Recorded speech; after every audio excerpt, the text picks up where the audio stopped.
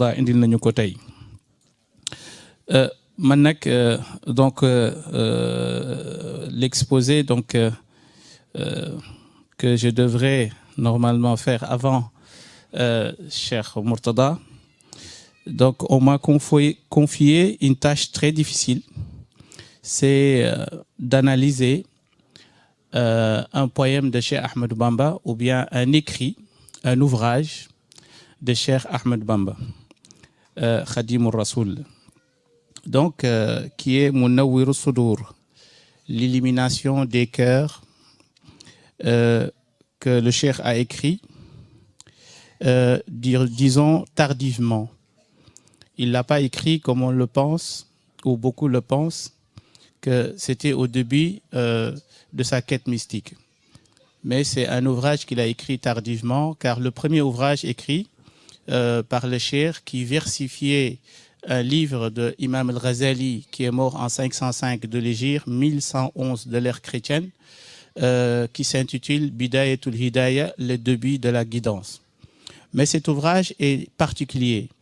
On ne peut même plus dire que c'est une versification car le Cheikh a innové dedans.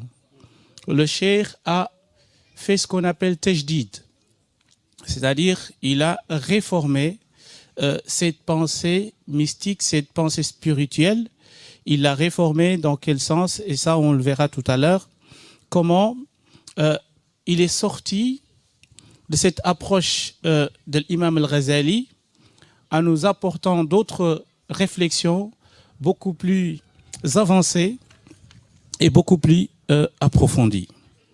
Et donc, cet ouvrage de l'imam al-Ghazali, si on regarde Bidayatul Hidayah, c'est un ouvrage qui nous parle des actes que l'être humain pratique au moment où il va aller au lit, et puis après, quand il va se réveiller, et puis après, comment il va entrer dans les toilettes, et puis comment il va sortir des toilettes, et puis après, comment il doit faire ses ablutions mineures et majeures, comment il doit faire ses ablutions sèches, at-tayammum, et comment il doit également entrer dans une mosquée ou sortir d'une mosquée, et également se préparer pour les prières. Donc, ça, c'est la première partie de l'ouvrage de Imam al-Ghazali. Mais tous ces éléments-là, on ne les trouve plus dans Munawwir al-Sudur. Donc, le Cheikh a tout éliminé, car, à mon sens, il considère que cela ne fait pas partie de la spiritualité, car ce sont des sujets que les juristes traitent. Ce sont des sujets qui ont trait au droit musulman. Donc, ce ne sont pas des sujets que la spiritualité doit traiter. Donc, c'est pour cela que je vous dis qu'il y a une rupture. Donc, il y a une rupture entre Al-Ghazali et Cheikh Al-Khadim. Donc, Ghazali divise son ouvrage en deux parties. Donc, la première partie traite, comme je vous le dis, comme je vous ai déjà dit tout à l'heure, donc du début, donc Bidayatu yawmihi hatta khuludihi ila an-nawm, c'est-à-dire au moment où il commence sa journée jusqu'à qu'il aille dormir, aller au lit le soir. Donc, comment le musulman doit se comporter pendant la journée. Ça, c'est la première partie. La deuxième partie, il traite les questions liées ou bien les péchés du cœur. Les péchés du cœur, et ça, c'est le nœud de l'ouvrage. Et c'est la partie la plus importante de l'ouvrage d'Imam al-Ghazali. Il y a une troisième partie également de l'ouvrage d'Imam al-Ghazali qui traite adab al-suhba wal-mu'ashara, c'est-à-dire comment ce qu'on appelle le compagnonnage, comment vivre avec les gens, comment se comporter avec les gens, comment se faire des amis, etc. Et comment se comporter avec la nature également, avec les arbres, etc. Mais cette deuxième partie-là, qui traite les péchés du cœur, c'est la partie la plus importante. Et d'ailleurs, Cheikh Al-Khadim a pris cette partie-là. Donc il a laissé les deux autres parties, il n'a pris que cette partie-là et il a innové dedans. Et c'est cela, donc le travail colossal effectué par Cheikh Al-Khadim. Alors ici, pour illustrer un peu le travail que Cheikh Al-Khadim a effectué, nous allons dire que il faut différencier tout d'abord entre les actes du cœur et les actes organiques, c'est-à-dire les actes pratiques. Il faut qu'on distingue entre ces deux-là. Alors, il nous dit d'emblée que les actes du cœur sont beaucoup plus importants que les actes organiques. Les péchés commis par les organes sont moins dangereux que les péchés commis par le cœur. Je ne sais pas si vous me suivez. Donc, il y a des actes adoratifs que l'être humain pratique avec les organes. Comme par exemple, vous pouvez me donner un exemple? Les actes organiques. La prière, le hajj, tawaf. Donc ce sont des actes organiques. Mais il y a des actes du cœur, comme l'intention, une bonne intention, l'amour du prochain, etc. Donc la générosité, etc. Ce sont des actes du cœur, n'est-ce pas? Et donc ici, Cheikh Ahmed Bamba nous fait une distinction entre ces deux-là. Et là, il y a un point très important, c'est de donner conscience au postulant, à celui qui va vers Dieu, salik, de distinguer entre ces deux éléments, les actes apparents et les actes cachés. Car souvent, on pense que ces actes apparents sont les plus importants. Alors le cheikh te dit non, détrompe-toi.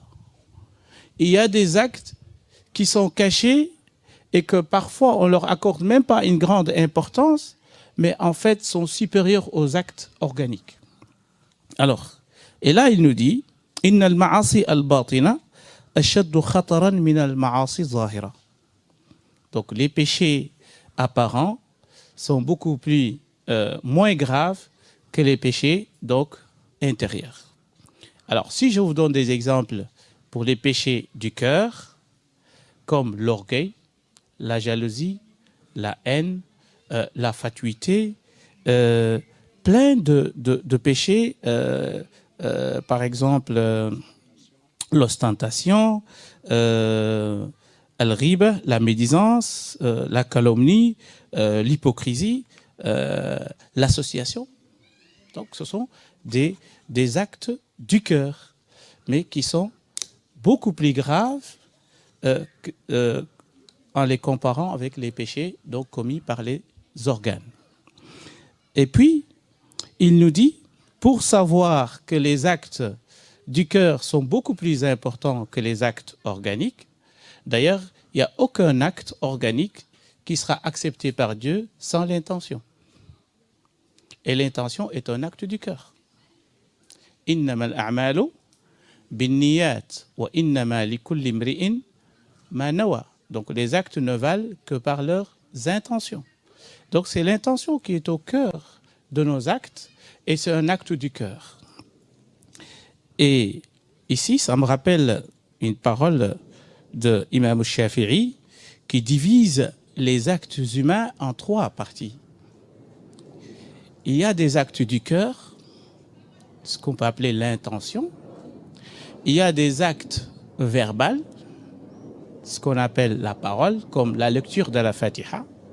Et les actes organiques, comme le fait de prier, de jeûner, de faire le pèlerinage. Alors, ici, pour expliquer maintenant pourquoi ces actes du cœur sont beaucoup plus importants que les actes organiques. Et pourquoi également les péchés du cœur sont moins graves, sont beaucoup plus graves que les péchés organiques. Pour trois raisons. La première raison, أنها تتعلق بالقلب, parce que ces péchés-là sont liés au cœur. Et comme on le sait, le prophète sallallahu alayhi wa sallam, il a dit, il y a à l'intérieur de l'être humain un morceau de viande. Si ce morceau est bon, tout le corps est bon. Ça veut dire tout l'être humain est bon. Et si ce morceau de viande est mauvais, tout l'être humain est mauvais.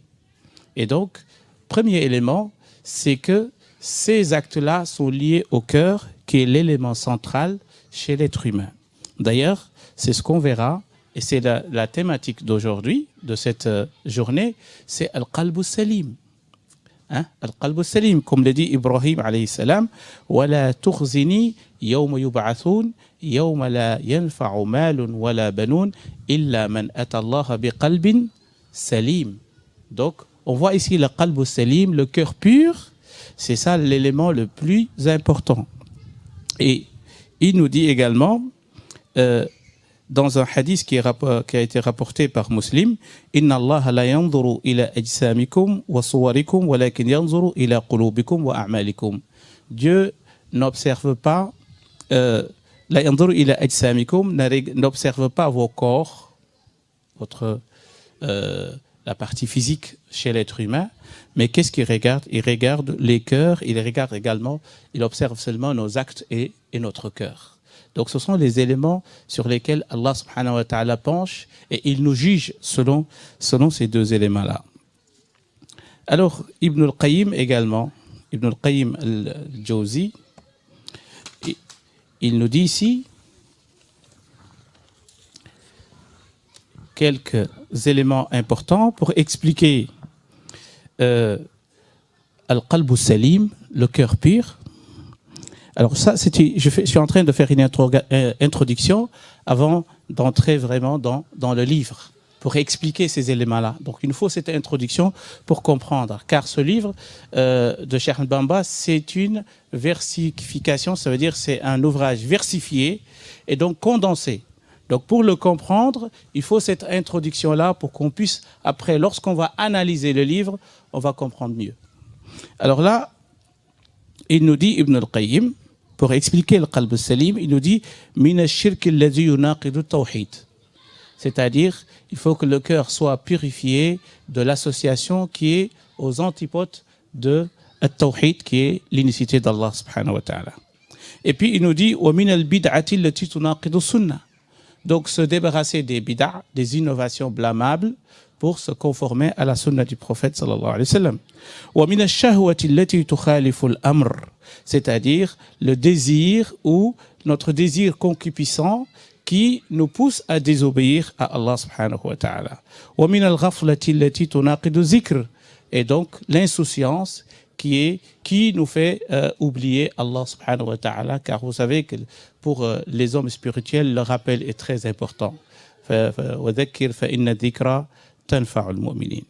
ومن الهوى الذي يناقض التجريد والإخلاص, c'est-à-dire le fait de se débarrasser de nos penchants, de nos désirs également et de nos caprices qui est aux antipodes ou bien qui est le contraire, ou qui sont les contraires de l'ikhlas, qui est la sincérité. Alors, deuxième point, pour comprendre pourquoi les péchés du cœur sont beaucoup plus graves que les péchés organiques.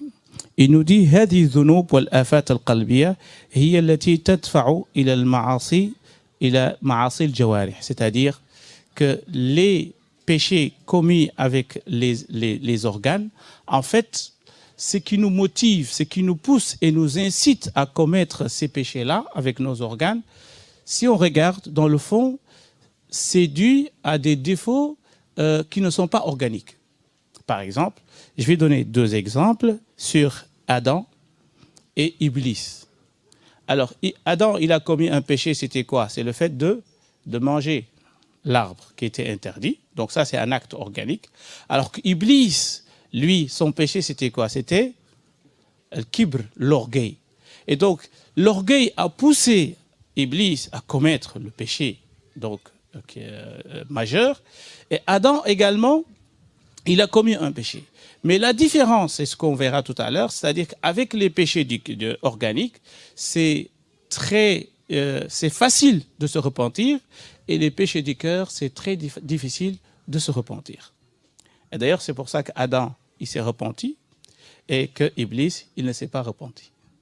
Donc, parce que le péché est très profond, ça vient du cœur.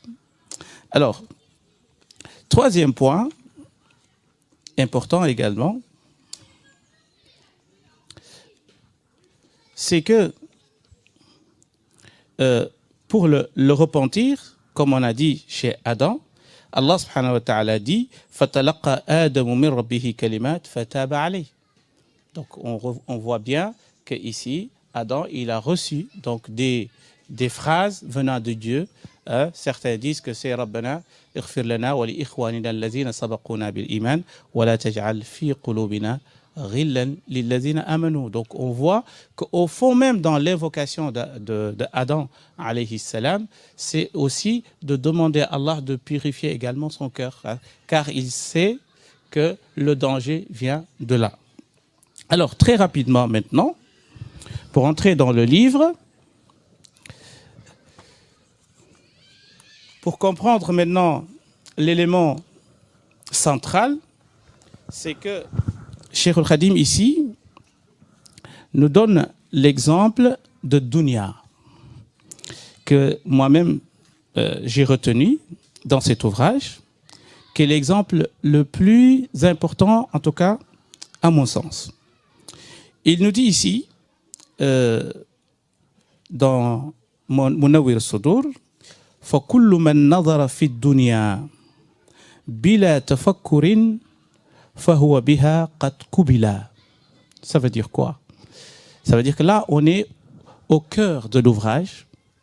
Et là, on est également au cœur des actes ou bien les péchés du cœur qui peuvent nous entraver dans notre cheminement spirituel.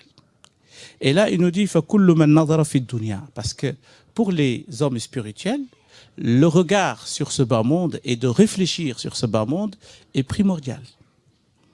Donc, le postulant ou bien le salik, c'est lui qui emprunte ce chemin-là, doit méditer d'abord sur ce bas monde. Et pourquoi? Il nous dit فَكُلُّ مَنْ نَظَرَ فِي الدُّنْيَا بِلَا تَفَكُّرٍ.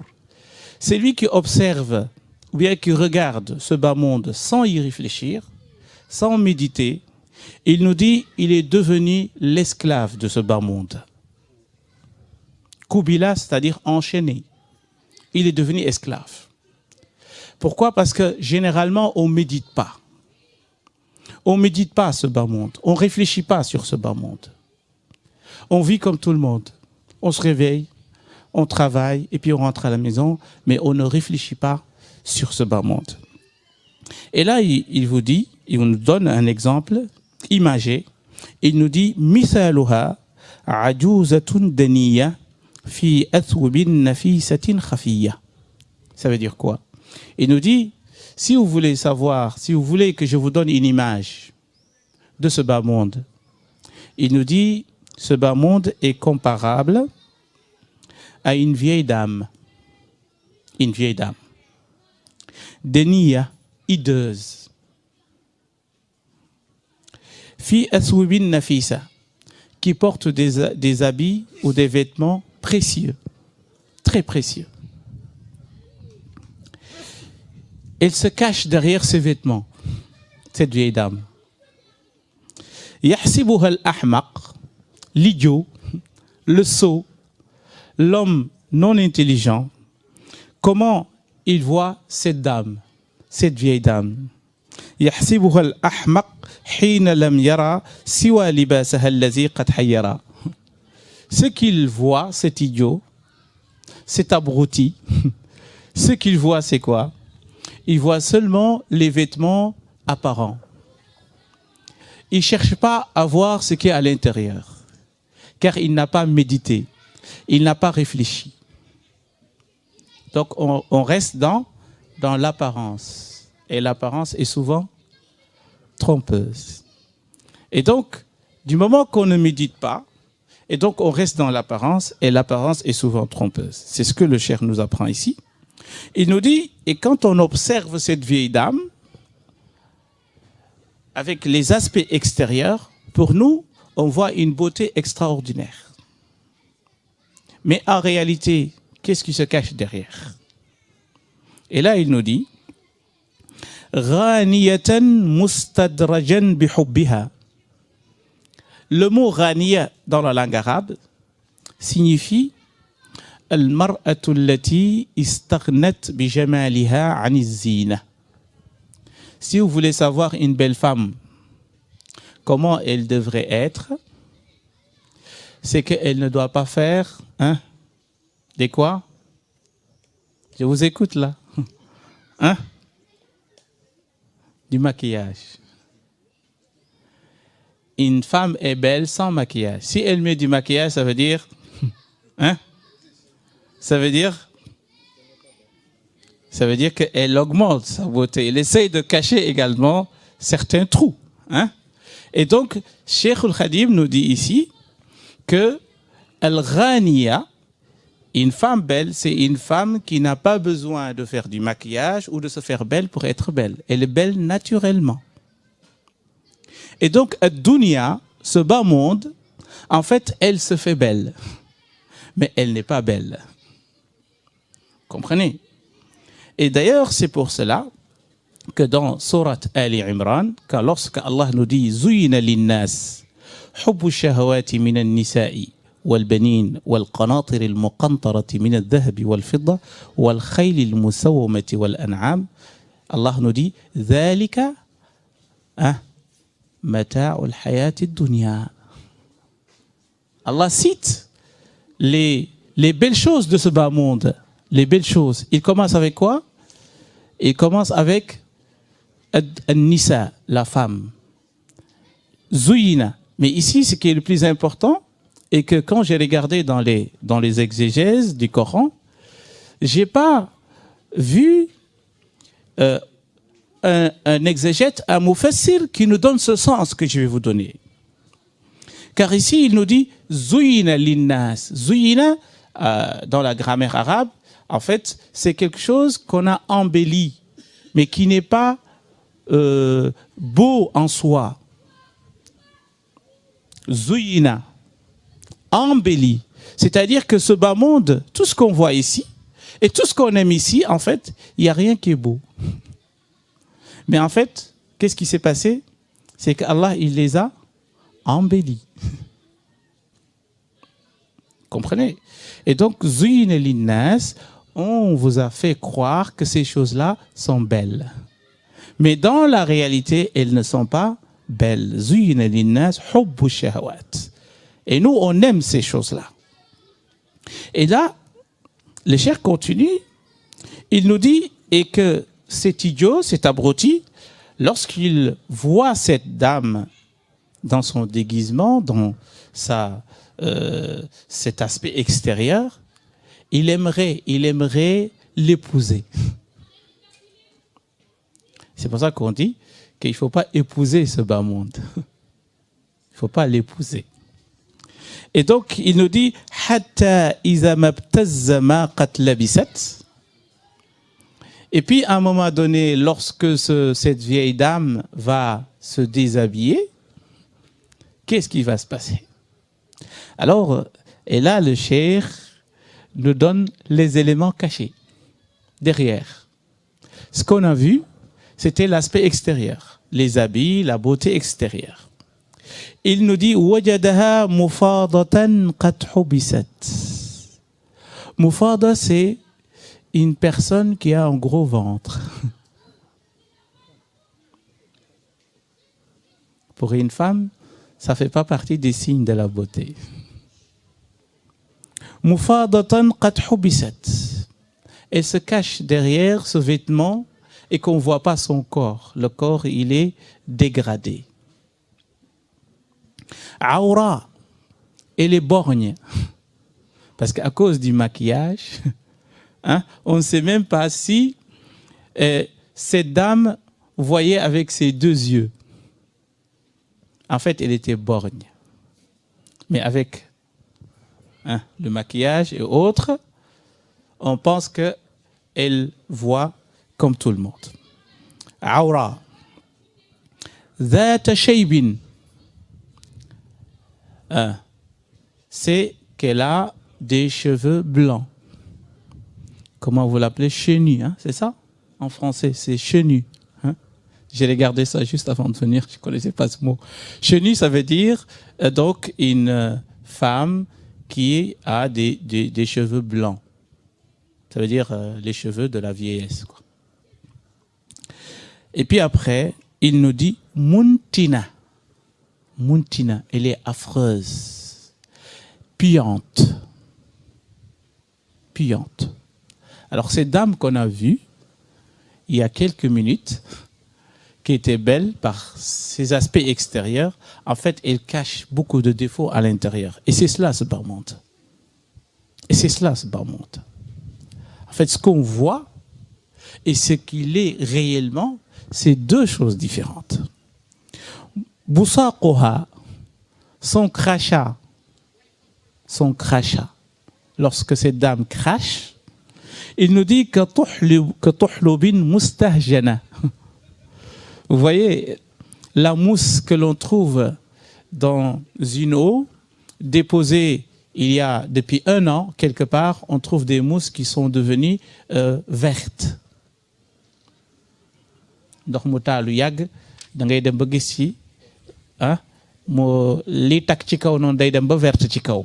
Lolou mom la arabe di wax tuhlub. Donc cette mousse verte due à la stagnation de l'eau depuis pour un temps important, il nous dit en fait lorsqu'elle crache, son crachat est comparable à cette mousse verte. C'est dégoûtant. Voilà, c'est cela ce bas monde nous dit Cheikh Al-Khadim. C'est cela ce bas monde. Il nous dit, c'est pas fini. Il nous dit marha'a. Marha. C'est ce qu'on appelle al-kuhl. C'est une femme qui ne fait pas de tousngel. Je ne sais pas comment le dire en français. Je ne sais pas si Cheikh Mourtala peut nous aider. Tousngel, c'est les pastels. Hein? Donc c'est une femme qui ne fait pas de pastels. C'est un défaut. C'est un vice chez une femme. Hudwin, qui a beaucoup de cheveux dans le sourcil. Et certains disent le cil. J'ai vu dans la tradition de certains ouvrages le cil. Mais en fait, Hudwin, c'est le sourcil. C'est l'ahdab en arabe. Et donc, si une femme a beaucoup de sourcils, en fait, c'est également un vice. C'est également un défaut. Et puis après, il nous dit Zata khalqin ja'nabin. C'est-à-dire, elle a un physique dégradante. Vous voyez tous ces défauts-là? Alors que lorsqu'on a vu cette vieille dame avec ses beaux vêtements, cette apparence, l'idiot, l'homme non intelligent, le sot, l'abruti, hein, il a voulu l'épouser. Et en fait, c'est ce qui nous arrive, en fait. C'est ce qui nous arrive. En fait, on aime les vanités et les choses de ce bas monde, mais en réalité, qu'est-ce qu'il cache derrière tout ça? Il nous dit Zahiruha yaghurru kull muznibi. Ce côté apparent de ce bas monde trompe les transgresseurs, ceux qui aiment commettre les péchés. Donc ça, c'est le premier exemple des péchés du cœur, c'est l'amour de ce bas monde, qui est beaucoup plus grave que les péchés de zina, par exemple, de la fornication. Ben oui. L'amour de ce bas monde est beaucoup plus dangereux. Pourquoi? Parce que c'est un acte du cœur. Et l'autre, c'est un acte organique. Et que l'amour de ce bas monde te pousse même à commettre des péchés, telle la fornication, telle l'adultère, telle autre chose. Donc, c'est pour ça que certains disent que ça fait partie de ce qu'on appelle aslul khaba'is, comme le vin, l'alcool. C'est à l'origine de tous les péchés et tous les maux, c'est l'amour de ce bas monde. Et c'est pour cela que les grands savants, comme Cheikh Al-Khadim, nous disent que l'être humain a 4 ennemis. C'est ce qu'on voit dans Jawartu bil Furqani Rabbi al-Mu'in, Malaktu nafsiya, wa zahzahtu al-la'in, أخذت من دنياه زادي للجنان وانقاد للهوى ولي صفى الجنان. C'est les quatre ennemis. C'est Iblis, l'amour de ce bas monde, et puis les caprices, al-hawa, et puis al-nafs, hein, l'amour propre, donc l'amour de son âme charnelle. Et donc, Imam al-Shafi'i nous le dit autrement. Inni bulitu bi arba'in ma sullitu illa li shiddati shiqwati wa ana'i iblis wa dunya wa nafsi wal hawa kayfa al khalas wa kulluhum a'da'i. Il dit comment pourrais-je m'échapper de ce bas monde alors que j'ai devant moi 4 ennemis redoutables que Cheikh Al-Khadim a terrassé dans Jawartu. Et donc, c'est important de voir ce poème, ou bien cet écrit. Et puis, finalement, il nous dit, ce bas monde est comparable مثلها باحتلام النائم. Ihtilam al-na'im, ça veut dire quoi? C'est ce qu'on appelle le rêve érotique. Le rêve érotique. Quand quelqu'un fait un rêve et que dans son rêve, il a eu un rapport, dans son rêve, ce n'est pas dans la réalité, et qu'il jouit de ce rapport, et que lorsqu'il se réveille, il ne verra rien du tout. Il n'y a rien qui a été versé. C'est cela, nous dit Cheikh Ahmadou Bamba, c'est cela ce bas monde. C'est pas, hein, si vous voyez bien, hein, pourquoi on court derrière ce bas monde. Pourquoi il y a cette rivalité, pourquoi il y a eu cette haine, pourquoi il y a eu cette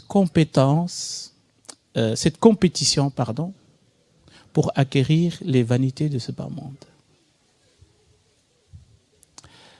C'est pour cela que dans un hadith du prophète sallallahu alayhi wa sallam, le prophète nous dit Inna ruha al-Qudus nafatha fi raw'i wa akhbarani annahu lan tamuta nafsun hatta tastakmila rizqaha. Le prophète sallallahu alayhi wa sallam nous dit l'ange Gabriel est venu insuffler, mais il m'a inspiré quelque chose. Qu'est-ce que l'ange Gabriel a inspiré au prophète sallallahu alayhi wa sallam? Il lui dit aucune âme ne mourra tant qu'elle n'a pas saisi toute sa subsistance. Aucune âme qui quittera ce bas monde sans saisir toute sa subsistance. Li nga wara am ci aduna yépp bala ngay dé ding ci jot. Celui qui meurt, ça veut dire que c'est la fin de sa subsistance.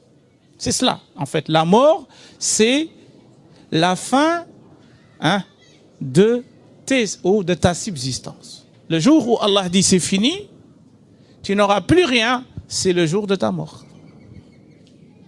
Mais tant qu'il y a encore de la subsistance, ça veut dire qu'il y a encore une vie. Et donc pourquoi? Alors, cette compétition malveillante, répugnante, derrière les vanités de ce bas monde.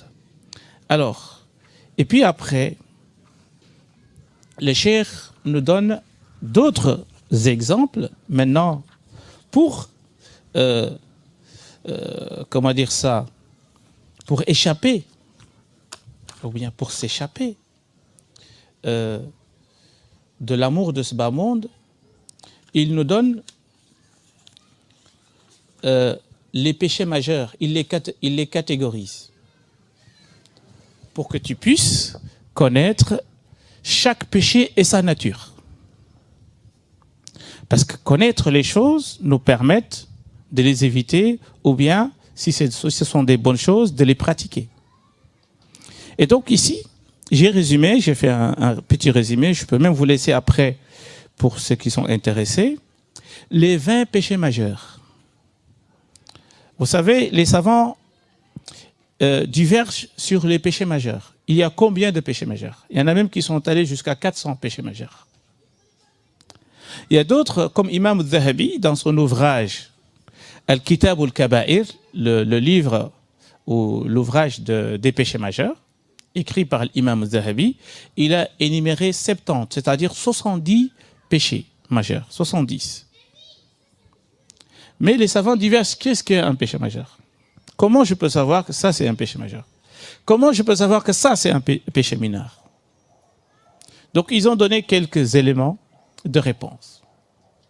Premier élément, c'est que s'il y a une punition dans le Coran ou dans la Sunna, si tu fais ça, tu seras puni. Si tu fais la fornication, il y a 80 coups qui t'attendent, ou 100 coups qui t'attendent. Donc il y a une punition prévue par la loi. S'il y a une punition, ça veut dire que c'est un péché majeur. S'il y a le fait que Allah dit la'ana, c'est-à-dire que Allah il a maudit celui qui fait cette action, ça veut dire, si vous voyez dans le Coran, Allah dit la'ana, Allah a maudit celui qui fait ça, ça veut dire que vous devez savoir que ce péché-là est un péché majeur. Ou bien il utilise dans un autre, dans une autre phrase où il dit tard min rahmatillah. Et ça c'est l'a'n, c'est la même chose. Le fait qu'Allah en fait te prive de sa miséricorde. Si vous voyez ça également quelque part, vous devez savoir que c'est un péché majeur. Il y a d'autres qui nous disent non. Même un péché futile peut devenir péché majeur. Ils ont dit quand? Ils ont dit quand tu le minimises. Tu minimises le péché, il devient grand. Parce que tu ne peux pas minimiser un péché. Un péché, on ne peut pas le minimiser. Ou bien ils disent, et si tu continues à faire un péché mineur et que tu ne cesses pas de le faire, ce péché mineur devient un péché majeur. Mais ce qui est le plus important, c'est que les savants, au moment où ils parlaient de tout ça, ils n'ont pas catégorisé les choses. Et le premier qui a essayé de faire ce travail, c'était Imam al-Ghazali. Et puis le cheikh, il vient dans Munawwir al-Sudur, il nous donne 20 péchés. Il nous dit, ce sont les 20 péchés majeurs sur lesquels il n'y a pas de divergence. Sauf pour certains qui pensent que les péchés majeurs sont au nombre de 7 ou bien de 10, selon le hadith as-sab'ul mubiqat. Les péchés, disons, capitaux, comme on les appelle. Alors ici, il nous dit, pour catégoriser et classifier les péchés, il nous dit le cœur, pour le cœur, il y a 4 péchés. Seulement le cœur. Et pour la main, il y a 2 péchés. C'est l'heure? Ah. Donc, pour le cœur, il nous dit il y a 4 péchés. Pour la main, il y a 2 péchés. Pour la bouche, il y a 8 péchés. Pour le sexe, il y a 2 péchés. Et pour l'ensemble du corps humain, il y a 4 péchés. Vous voyez cette... Pour vous dire, attention, quand tu touches un organe, il te dit, attention, là, les péchés que tu peux faire sont tels et tels. Fais attention, préserve, par exemple, ta bouche de ces 8 péchés. Essaye de ne pas les faire. Et ça, il a fait sous forme de poème. Je pouvais vous lire, mais je les ai résumés et je les ai sortis comme ça, ça va être très facile de les comprendre. Il nous dit la fatuité, al-ujb. Donc pour les péchés du cœur, il y a la fatuité, al-ujb. Ça veut dire quoi? Moi, ko xamé ni dafa yém bopam. Il se voit quand il agit, je suis vraiment le plus fort. Il se voit toujours, en fait, quand il fait quelque chose, il dit, ma aïe. Masha'Allah. Yém bopam. 2, il nous dit l'orgueil. L'orgueil. rëy. Ça, c'est le deuxième. Troisième, il nous dit la jalousie. La jalousie. Iñaan. 4, l'ostentation. Ngistal. Vous voyez? Donc ici, seulement pour le cœur, on a 4. Et puis après, il nous dit pour la main, vous avez le meurtre et le vol. Le meurtre et le vol. Le fait de tuer quelqu'un et le fait de prendre les biens d'autrui. Et puis il nous dit pour la bouche, vous avez 8.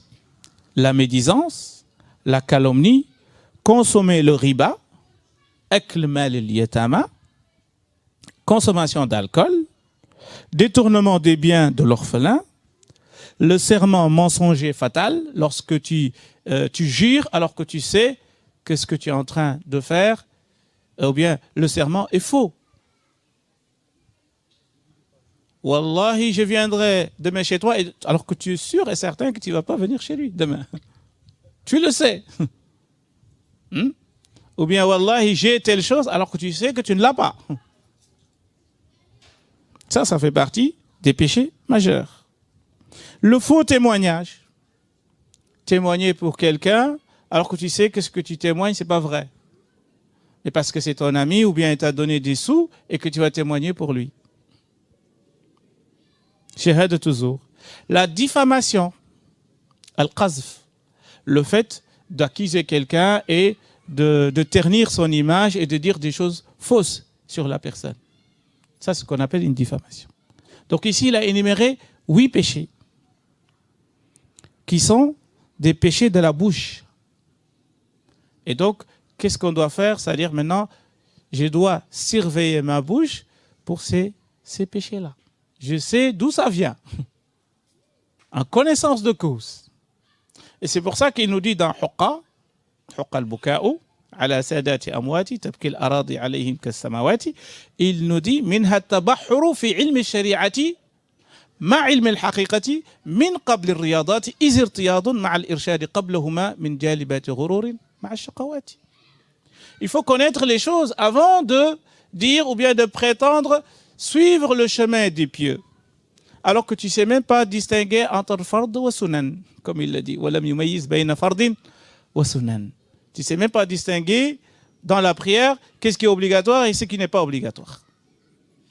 Tu te prétends un cheikh, tu prétends être un grand cheikh, et que tu as des disciples qui te suivent, et qui viennent chez toi pour dire que voilà, tu vas nous garantir pour le jour du jugement dernier.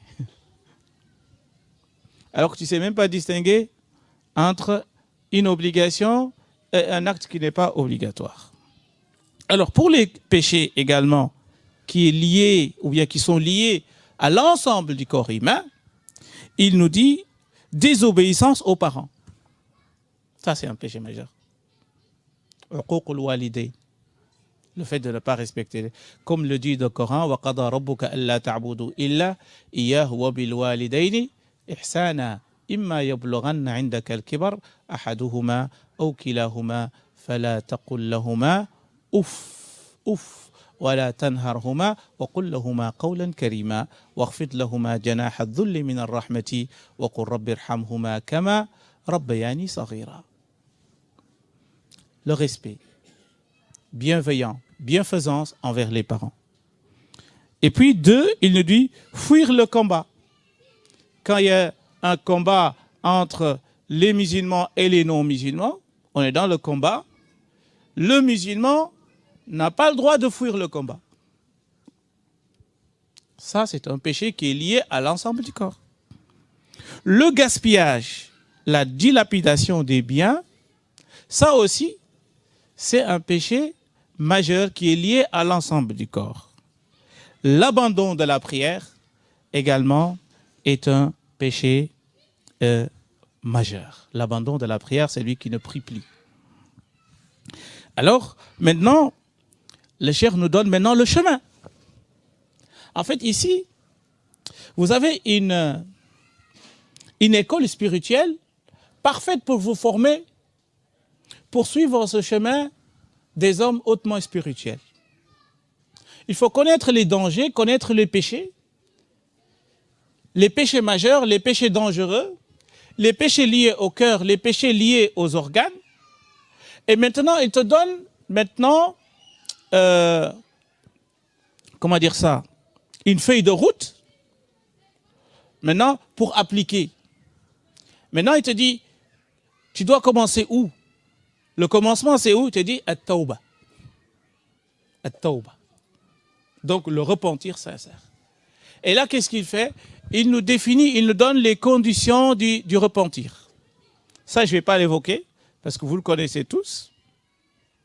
Ne plus faire ce péché, regretter, etc. Si c'était un bien, il faut le rendre, etc., etc.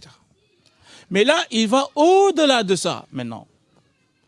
Il nous donne les degrés du repentir. C'est différent. On est habitué toujours dans les mosquées et dans les conférences d'expliquer le repentir et les conditions du repentir. Est-ce que mon repentir est accepté ou pas? Oui, les conditions sont là. Est-ce que tu as regretté? Est-ce que tu le fais encore? Etc., etc.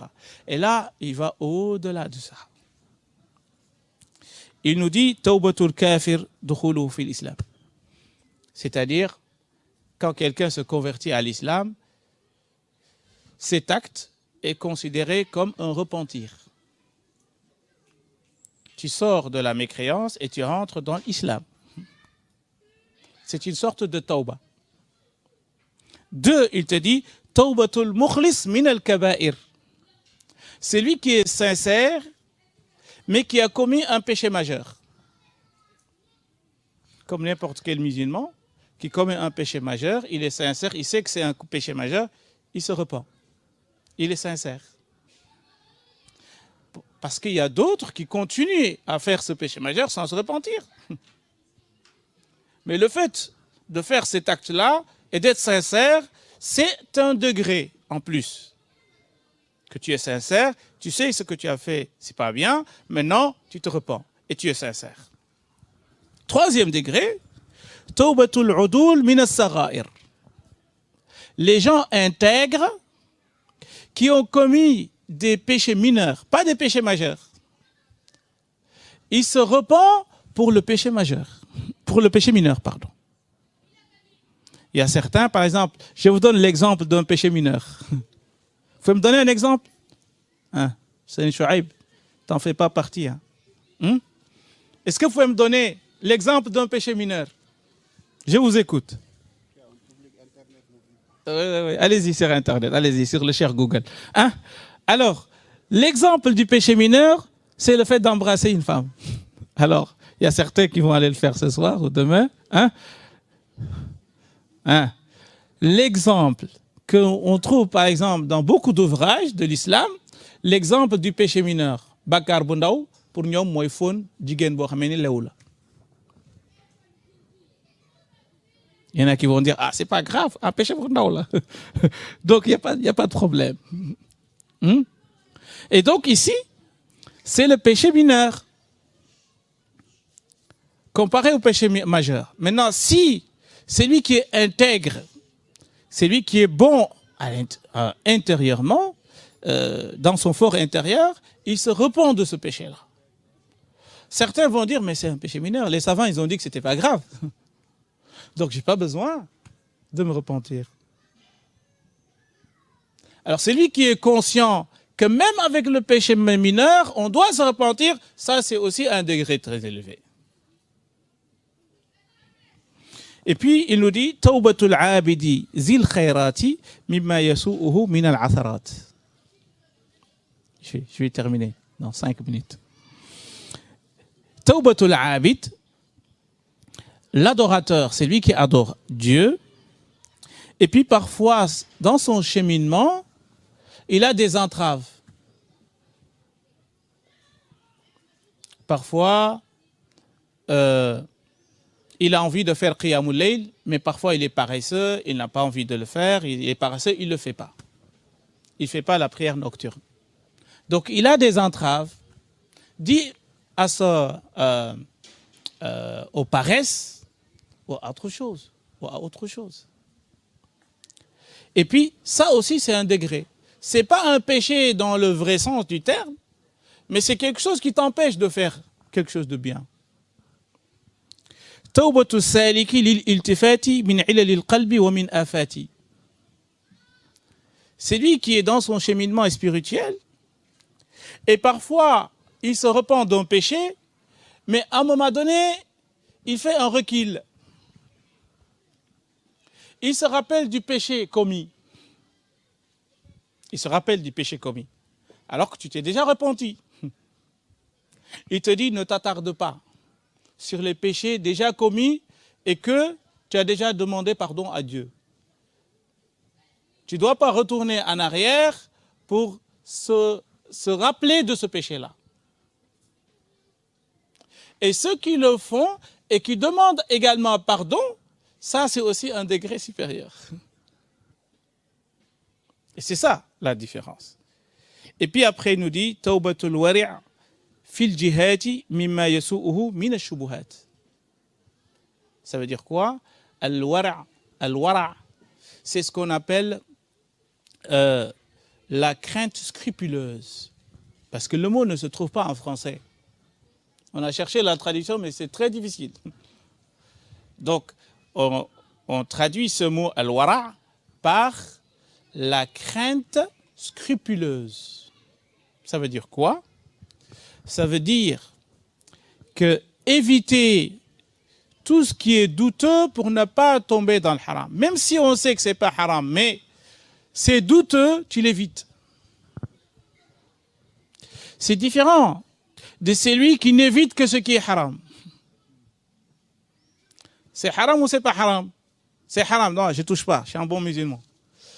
C'est haram ou c'est pas haram? Mais il y a des savants qui disent c'est haram, il y a d'autres qui disent que c'est pas haram, donc c'est pas grave. Du moment qu'il y a certains qui disent que c'est pas haram, je peux l'utiliser. Vous comprenez? Et donc ça c'est un autre degré de crainte d'Allah subhanahu wa ta'ala. C'est que même les choses douteuses, tu n'y touches pas. Lu ñu ni lii bon na même bu fekkee ni sax borom xam-xam yëpp dëppawuñu ci yow da nga koy éviter. Ah day mateeg du mate bul jox sa loxo. tawbatul mushahidina tajri min ghafalatil qalbi khawfa zajr. Ça veut dire quoi?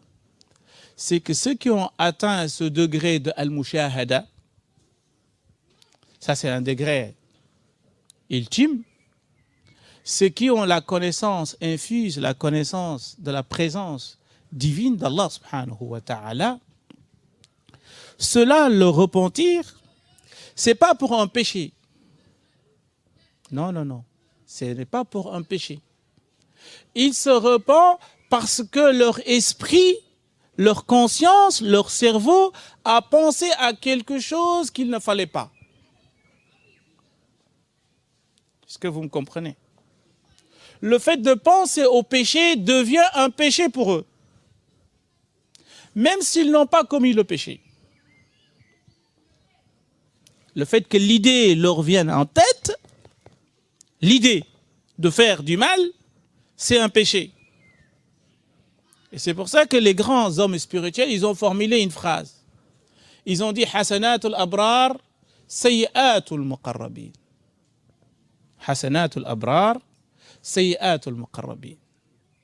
Les hasanat, les bonnes actions des gens pieux sont hasanatul abrar, sayyi'atul muqarrabin, sont considérés comme des péchés pour les gens qui sont beaucoup plus élevés spirituellement. Je donne un exemple. Vous savez, quand l'imam connu, respecté, l'imam de la mosquée, qui va uriner juste dans la rue, debout, comparé à un SDF qui urine dans la rue, est-ce que l'appréciation est la même? Ce n'est pas la même chose. Et c'est pour ça que même dans le droit musulman, c'est ce qu'on appelle al-muru'a. Al-muru'a, ça veut dire quoi? Ça veut dire qu'il y a certaines choses qui ne sont pas interdites, mais vu ton degré et ta place dans la société, tu ne peux pas faire ces choses-là. Vous imaginez pas le grand imam qui a un sandwich dans la rue, hein? Pour les savants musulmans, cet acte-là est considéré comme un acte qui fait de cet homme un homme qui n'est pas intègre. Et s'il doit témoigner pour une quelconque cause, il ne peut pas témoigner. Parce qu'il n'est pas considéré comme un homme intègre et honnête. Vous voyez la moralité ou le degré de la moralité selon ces critères-là. Et c'est pour ça que le péché des gens qui sont dans un rang spirituel très élevé, ce qu'ils considèrent comme péché, si moi je le fais, ça ne sera pas considéré comme un péché. Vis mon rang et vis leur rang. Et c'est ça la grande différence. Alors, je voulais continuer pour la troisième partie, mais malheureusement, le temps, Inch'Allah, voilà. Donc, je m'en excuse. Barakallahu fina wa fikum. Wassalamu alaikum wa rahmatullahi ta'ala wa barakatuh. C'est tout.